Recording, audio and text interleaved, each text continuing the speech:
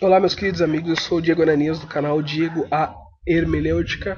E, bom, hoje eu queria tratar com vocês aqui sobre um capítulo da Bíblia, um capítulo inteiro da Bíblia, ah, que é o Atos, do livro de Atos, capítulo 21, que é muito usado para dizer que Paulo, o apóstolo Paulo, pregava contra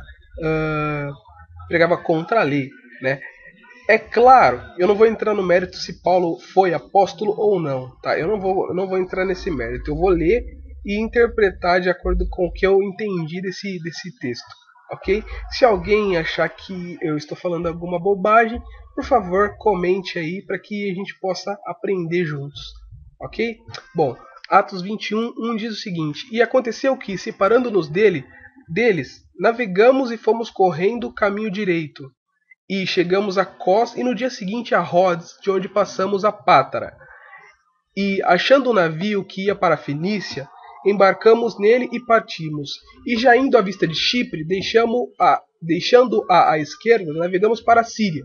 E chegamos a Tiro, porque o navio havia de ser descarregado ali. E achando discípulos, ficamos ali 7 dias, e eles pelo Espírito diziam a Paulo que não subisse a Jerusalém. E havendo passado ali aqueles dias, saímos e seguimos nosso caminho, acompanhando-nos todos, com suas mulheres e filhos até fora da cidade. E posto de joelho na praia, oramos. Até aqui tudo bem, até o versículo 5 tudo bem, beleza, tá aqui tudo certo. Não tem o que. Não tem muita. Acho que não tem muito. Não está muito difícil de entender. Versículo 6. E despedindo-nos uns dos outros, subimos ao navio e e eles voltaram para suas casas. E nós, concluída a navegação de Tiro, viemos a Ptolemaida, e havendo saudado os irmãos, ficamos com eles um dia.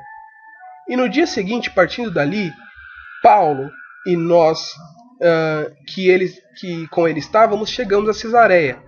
E entrando na casa de Filipe, o evangelista, que era um dos 7, ficamos com ele. E tinha este 4 filhas virgens que profetizavam. E demorando-nos ali por muitos dias, chegou da Judeia um profeta por nome Ágabo. E vindo ter conosco, tomou a cinta de Paulo, ligando-se aos seus próprios pés e mãos, e disse: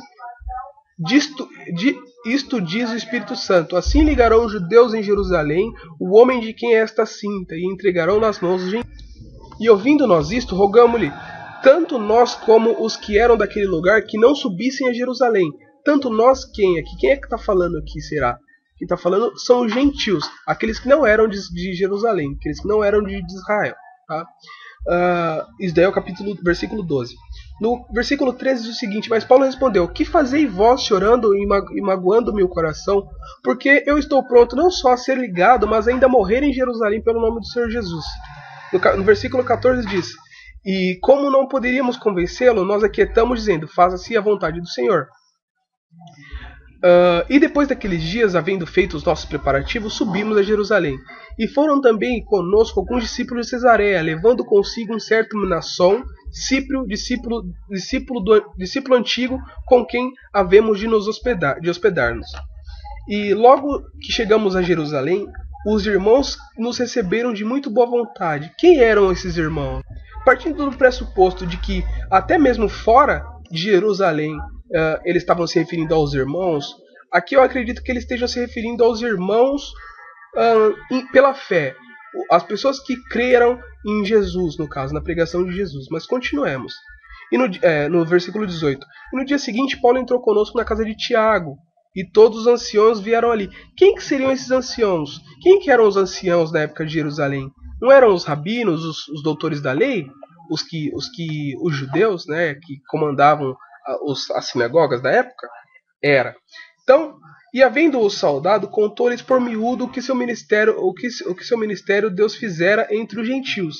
E ouvindo eles, glorificaram ao Senhor e disseram-lhe: Bem vês, irmãos, quantos milhares de judeus aqui creem, e todos são zeladores da lei. No 21, e os anciãos continuaram dizendo, né, no 21, E já cerca de ti foram informados de que ensina todos os judeus que estão entre os gentios a apartarem-se de Moisés, dizendo que não devem circuncidar seus filhos, nem andar segundo os costumes da lei. Isso daí era acusação, tá? Continuemos. Que faremos, pois? Os anciãos continuaram. Que faremos, pois? Em todo caso, é necessário que a multidão se ajunte, porque terão ouvido terão ouvido que já és vindo. Ou seja, que ele estava falando, ó. Então, de todo jeito, em todo caso, né, é necessário que a multidão se ajunte, porque eles já sabem que você está aqui. Você está mais velho, mas você está aqui, né? Depois de 14 anos ele já estava ali. E no 23 diz: Faze, pois, isto que te dissemos. Temos 4 homens que fizeram voto. Será que voto era esse? Era o voto de que eles estavam realmente guardando as leis de Deus, né? Como um bom judeu, como todo bom judeu. Aí os anciãos continuaram dizendo: Toma estes contigo e santifica-te com eles, e faze por eles os gastos para que raspem a cabeça. E todos ficaram sabendo que nada há daquilo que for informado acerca de ti, mas que também tu mesmo andas guardando a lei, né? Então partindo dessa ideia, né? Aqui o que a gente pode entender do 20 ao 24 aqui, que os anciãos estavam falando para Paulo: olha, Paulo, você guarda a lei? Beleza, você guarda a lei, então mostra para todo mundo que você guarda a lei, né? Toma estes contigo e santifica-te com eles, e faz por eles os gastos para que raspem a cabeça, né? E todos ficarão sabendo de que nada daquilo que for informado acerca de ti. Tá aqui, ó, no 24. Aí, no 25 diz o seguinte: os anciãos continuaram, né? Todavia, quanto aos que creem dos gentios, já nos havemos escrito e achado por bem que nada disto observem, nada disto nada disto a santificação, nada disto que era a guarda da lei, né? Porque o gentio ele não precisa guardar a lei, tá? Então, os anciãos continuaram dizendo a Paulo: todavia, quanto aos que creem dos gentios, já nós havemos escrito e por bem que nada disso observem. Novamente ele estava se referindo à lei. Nada da lei observem, mas que só guardem só se guardem do que se sacrifica aos ídolos, e do sangue, e do sufocado, e da prostituição.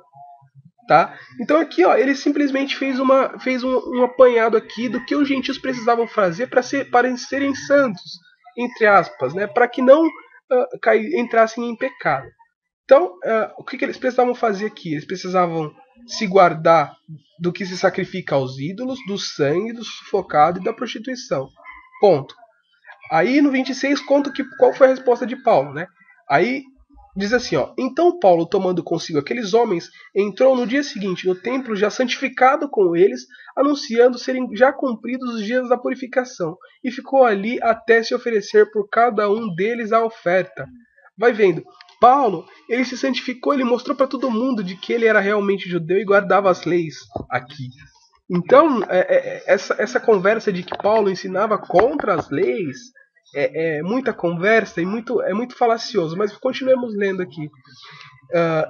E quando os 7 dias estavam quase a terminar, os judeus da Ásia, vendo-o no templo, alvoroçaram-se todo o povo e lançaram mão dele. Por quê? Por que será? Vamos continuar aqui. E clamando: Homens israelitas, acudi. Este é o homem que por todas as partes ensina contra o povo e contra a lei e contra este lugar. E demais disso, introduziu também no templo os gregos e profanou esse santo lugar. Porque tinham visto com ele na cidade de Trófimo de Éfeso, e o qual pensava que Paulo introduzira no templo. Então, assim, aqui mostra que os judeus que estavam na Ásia, né, que viviam na Ásia, eles acreditavam que Paulo tinha introduzido gregos no templo. Só que na verdade isso daí era outra acusação, né? Porque Paulo já tinha se santificado e tal e tudo mais. Aí continuou: E alvoroçou-se toda a cidade, e houve grande concurso de povo. E pegando Paulo e arrastando para fora do templo, e logo as portas se fecharam. No versículo 31 diz: E procurando eles matá-lo, chegou ao tribunal da corte o aviso de que Jerusalém estava toda em confusão, o qual, tomando logo consigo soldados e centuriões, correu para eles. E quando vieram o tribuno e os soldados, cessaram de ferir Paulo. Então, aproximando-se do tribunal, o prendeu e mandou atar com 2 cadeias, e lhe perguntaram quem era e o que tinha feito. E na multidão uns clamavam de uma maneira, outros de outra. Mas, como nada podia saber a certo, por causa de um alvoroço, mandou conduzi-lo para a fortaleza. E sucedeu que, chegando às escadas, os soldados tiveram que lhe pegar por causa da violência da multidão. Então estava todo mundo espancando Paulo, dando soco, dando chute, dando voadora, atacando pedra. E o que aconteceu? Os soldados que estavam carregando ele para a fortaleza tiveram que pegar ele no colo. porque a multidão do povo o seguia clamando: mata-o! E quando iam introduzir Paulo na fortaleza, disse Paulo ao tribuno: é-me permitido dizer-te alguma coisa? E ele disse: sabes o grego? Aí Paulo lhe respondeu. Aliás,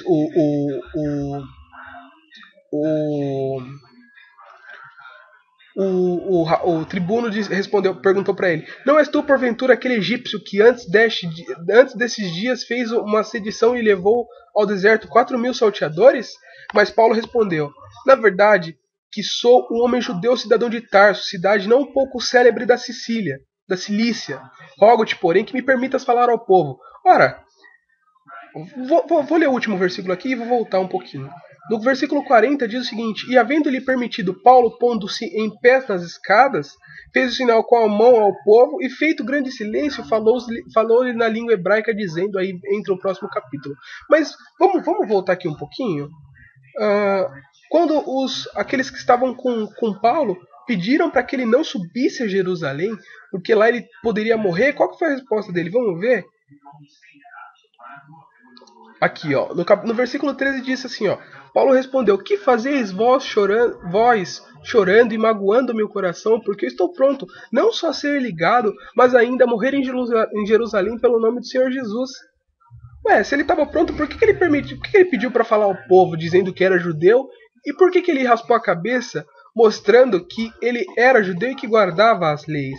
Seria Paulo um mentiroso? Seria Paulo um enganador? Estava enganando todo mundo, inclusive pecando contra Jesus, contra os ensinamentos de Jesus? Deixo aí a dica para vocês. Se vocês quiserem comentar aí no meu canal, fiquem à vontade. Eu sou o Diego Ananias, do canal Diego a Hermenêutica. Tchau, tchau pra vocês. Sigam o meu canal também, onde eu falo de filosofia e de ordens secretas, que é o Diego Developer, Teoria da Conspiração. Ok? Então é isso, pessoal. Eu sou o Diego Ananias. Vou deixar a pergunta no ar. Seria Paulo um enganador, um mentiroso? Então é isso, pessoal. Tchau, tchau pra vocês. Até mais. Tchau, tchau.